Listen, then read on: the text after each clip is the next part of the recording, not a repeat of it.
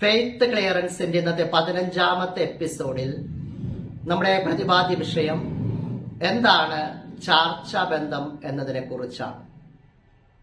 ലൂക്കായുടെ സുവിശേഷം 1-ാം അധ്യായം 36-ാമത്തെ തിരുവചനത്തിൽ നാം ഇപ്രകാരം വായിക്കുന്നു: ഇതാ നിന്റെ ചാർച്ചക്കാരി വൃദ്ധയായ എലിസബത്തും എന്ന്. മറിയവും എലിസബത്തും തമ്മിലുള്ള ബന്ധത്തെക്കുറിച്ചാണ് അവിടെ പറയുന്നത്. ഈ ചാർച്ചാ ബന്ധം എന്ന് പറയുന്നത് തായ് പരമ്പര വഴിയായിട്ടോ, എന്ന് പറഞ്ഞാൽ മാതാപിതാക്കൾ മുഖേനയോ സഹോദരങ്ങൾ വഴിയായിട്ടോ, ശാഖാ പരമ്പര വഴിയായിട്ടോ, ഫസ്റ്റ് കസിൻസ് മുഖേനയുള്ള ബന്ധം, തറവാട് വഴിയുള്ള ബന്ധം, ഇതിലൊന്നും ഉൾപ്പെടാത്തതാണ് ചാർച്ചാ ബന്ധം എന്ന് പറയുന്നത്.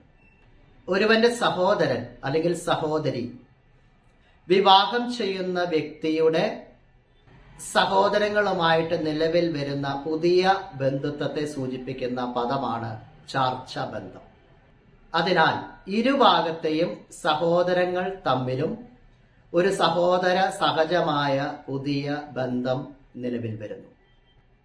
ഒറ്റ വാക്കിൽ ചാർച്ചാ ബന്ധം എന്നത് മനസ്സിലാക്കാൻ വിവാഹമെന്ന ബന്ധത്തിലൂടെ വരുന്ന ബന്ധുതയാണ് ചാർച്ചാ ബന്ധം.